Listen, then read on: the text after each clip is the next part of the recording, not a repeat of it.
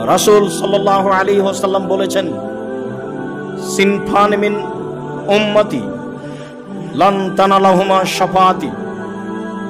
পৃথিবীর মানুষ মনে রেখো, দুই শ্রেণীর মানুষের জন্য আমার সুপারিশ বিচারের মাঠে হবে না। পৃথিবীর মানুষ মনে রেখো, দুই শ্রেণীর মানুষের জন্য বিচারের মাঠে আমার সুপারিশ হবে না। পৃথিবীর মানুষ মনে রেখো, দুই শ্রেণীর মানুষের জন্য বিচারের মাঠে আমার সুপারিশ হবে না। তার এক শ্রেণীর মানুষ হচ্ছে ইমামুন জালুমুন গাসুম, স্বৈরাচারী, স্বেচ্ছাচারী, অত্যাচারী, জালেম সরকার। মনে রেখো পৃথিবীর মানুষ, ইমাম, সরকার, জালেম, অত্যাচারী, গাসম, স্বেচ্ছাচারী, অত্যাচারী, স্বেচ্ছাচারী, জালেম সরকার যে, তার ব্যাপারে আমার কোনো প্রকার সুপারিশ হবে না বিচারের মাঠে। এই কথা মনে রেখো। অকুল্য গালিন মারিক, আর প্রত্যেক যে বিশ্বাসঘাতক, ধর্মচ্যুত বিশ্বাসঘাতক যে, বিশ্বাসঘাতকের নামে আমার কোনো সুপারিশ বিচারের মাঠে হবে না। তোমরা এ কথা মনে রেখো। মুহাম্মদ সাল্লাল্লাহু আলাইহি সাল্লাম এ কথা বলেন। সম্মানিত দিনী ভাই বোন, আমরা জুলুম, অত্যাচার, নির্যাতন সম্পর্কে কথা বলছিলাম। আবু মুসা আশআরী রাদিয়াল্লাহু তাআলা আনহু বলেন, রাসূল সাল্লাল্লাহু আলাইহি ওয়াসাল্লাম বলেছেন, ইন্নাল্লাহা লা ইউমলি লিয-যালিম।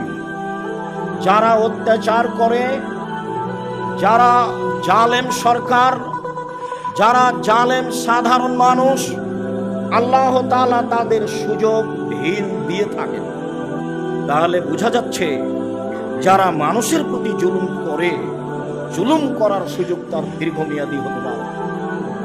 শও শও, হাজার হাজার মানুষ ধ্বংস হয়ে যাবে নিরুপায় হয়ে, তবু আল্লাহর বিচার আসবে না।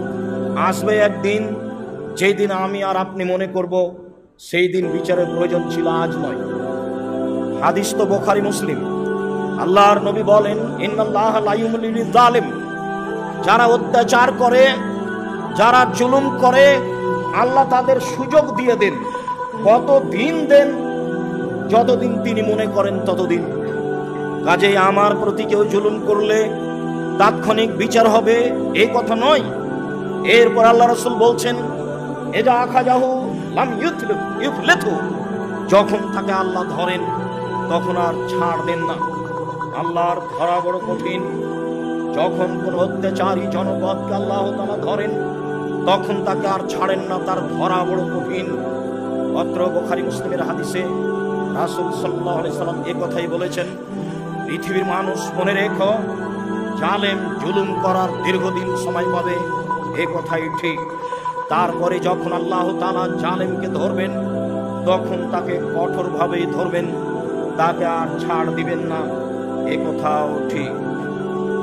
আব্দুল্লাহ ইবনে উমর রাদিয়াল্লাহু তাআলা আনহু বলেন, মাররা রাসূলুল্লাহ সাল্লাল্লাহু আলাইহি ওয়াসাল্লাম বিল হিজরি।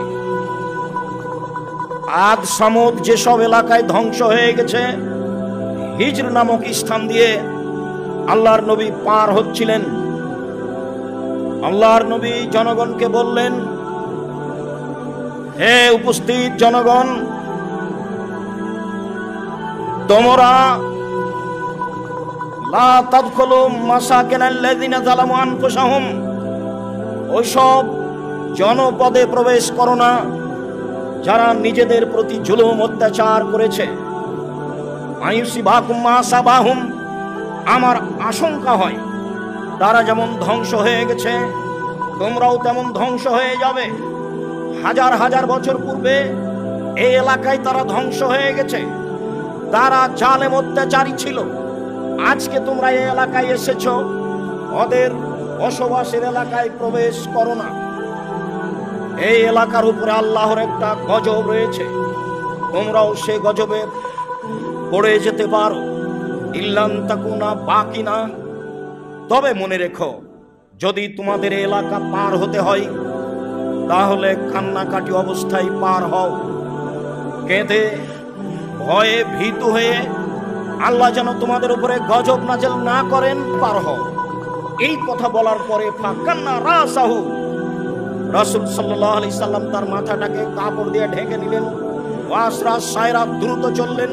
হাত্তা আজাজাল ওয়াদিয়ে, সেই উপত্যকা দৌড়িয়ে পার হলেন। হাদিস বুখারী মুসলিম। সম্মানিত দিনী ভাই বোন, অত্র হাদিস অনুবাদ করে আপনাকে বুঝাতে চাচ্ছি, যারা জীবনে জুলুম অত্যাচার করেছে মানুষের উপরে, আল্লাহ তাআলা তাদের উপরে অসন্তুষ্ট ছিলেন। এমনকি যেখানে তারা বসবাস করেছে সেই জায়গার উপরেও তিনি অসন্তুষ্ট ছিলেন। এই কথাই ঠিক। তাই তিনি কয়েক হাজার বছর পরে সেই জায়গা দিয়ে পার হওয়ার সময় উপস্থিত সাহাবীগণকে বললেন, মনে রেখো সাহাবীগণ, এটাই হচ্ছে আদ সামুদের ধ্বংস হওয়ার জায়গা। তোমরা এসব এলাকায় প্রবেশ করো না। আমার আশঙ্কা হয় তোমাদের উপরে ধ্বংস নেমে আসতে পারে, যেমন ভাবে তাদের উপরে ধ্বংস নেমে এসেছিল। যদি এই এলাকা দিয়ে পার হতেই হয়, তাহলে কান্নাকাটি করে, হয় ভীতু হয়ে আল্লাহর কাছে সাহায্য চেয়ে পার হও।